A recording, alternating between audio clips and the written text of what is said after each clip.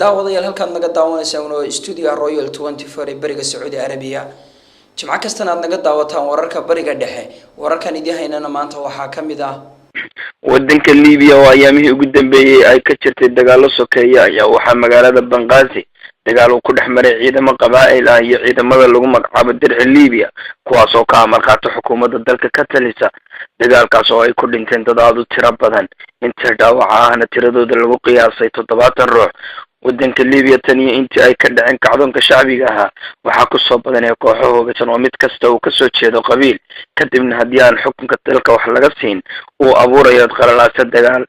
shacabka Liibiya ayaa ku kala duwan nidaamka ay wax u wadaan siyaasiyiinta reer Liibiya ee talada gacanta ku haya ayna sheegeen in siyaasiyiintu ay marba dhinac geynayaan nidaamka dalka taasina ay keeni karto in dalku gobol uu noqdo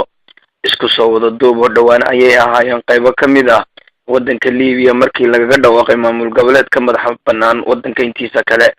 halkaana waxay noogu dhamaaday wararkii bariga dhexe awil cagaar Royal TV bariga dhexe